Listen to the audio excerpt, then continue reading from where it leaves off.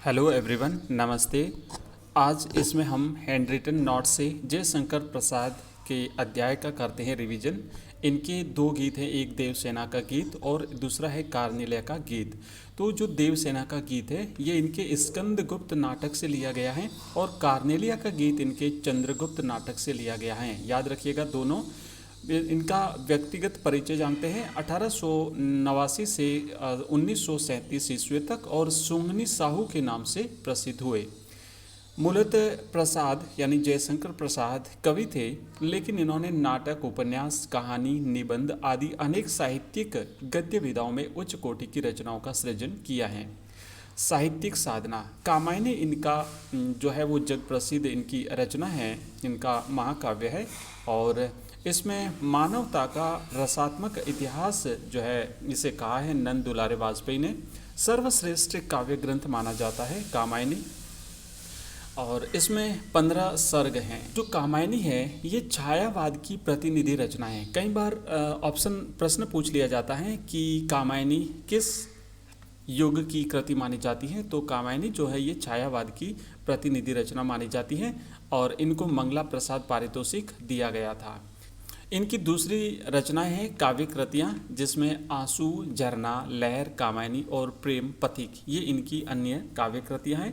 और झरना इसमें छायावाद की प्रयोगशाला का प्रथम आविष्कारक नंद दुलारे वाजपेयी ने इसे कहा है। इनके नाटक हैं सज्जन, राज्यश्री, विशाखा, कामना और एक घोंट, अजात शत्रु, चंद्रगुप्त, स्कंदगुप्त, विक्रमादित्य और ध्रुव स्वामिनी, कल्याणी, परिणय, करुणालय, प्रायश्चित और जन्मेजय का नाग यज्ञ ये इनकी कुछ रचनाएं हैं। ब्रिज भाषा में कलाधर उपनाम से रचना करते थे प्रसाद और इनके कहानी संग्रह हैं छाया, प्रतिध्वनि, आकाशदीप, आंधी और इंद्रजाल। इनके निबंध संग्रह काव्य और कला एवं अन्य निबंध ये इनके 2 निबंध संग्रह हैं। इनके उपन्यास हैं इरावती, कंकाल और तीतली। ये तीतली इरावती जो है ये इनका अपूर्ण उपन्यास है, यानी पूरा नहीं हुआ था। तो 3 इनके उपन्यास हैं, इरावती, कंकाल और तीतली।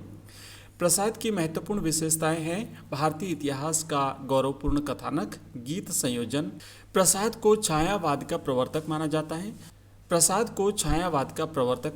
है। प्रसाद छायावाद के 4 स्तंभों में इनका नाम लिया जाता है। 4 जो स्तंभ हैं जिसमें जयशंकर प्रसाद, सुमित्रा नंदन पंत, महादेवी वर्मा और सूर्यकांत त्रिपाठी निराला, ये जो है चारों ही ये छायावाद के 4 स्तंभ माने जाते हैं। तो जयशंकर प्रसाद जो हैं ये छायावाद के प्रवर्तक हैं और उसके बाद में ये जो महादेवी वर्मा है ये छायावाद की एक शक्ति मानी जाती है। सूर्यकांत त्रिपाठी निराला ये छायावाद का महेश इन्हें कहा जाता है और सुमित्रा नंदन पंत को छायावाद का विष्णु कहा जाता है। जयशंकर प्रसाद को ब्रह्मा माना गया है छायावाद का।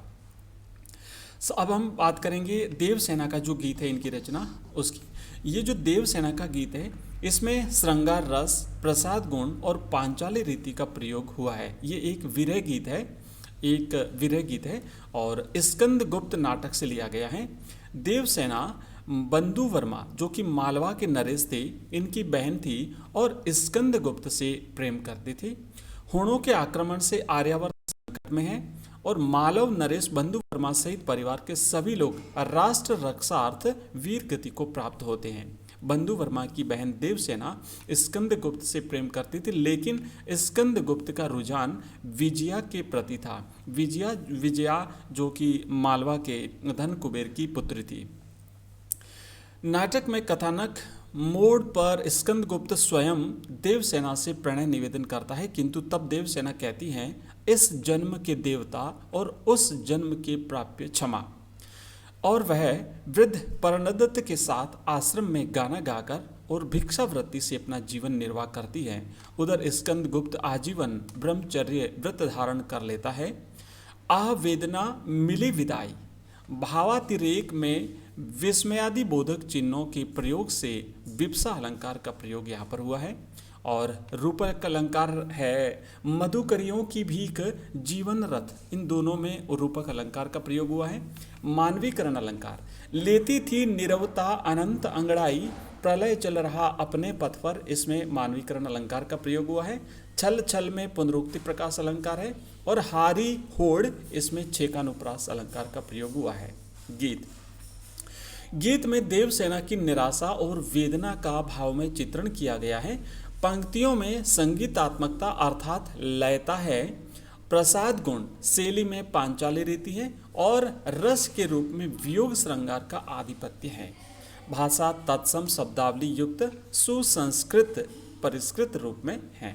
तो ये हमने किया देवसेना की गीत का एक रिवीजन हल्का सा हैंड रिटन नोट्स के माध्यम से, और आने वाले वीडियो में हम इनकी दूसरी रचना कार्नेलिया का गीत भी देखेंगे। धन्यवाद।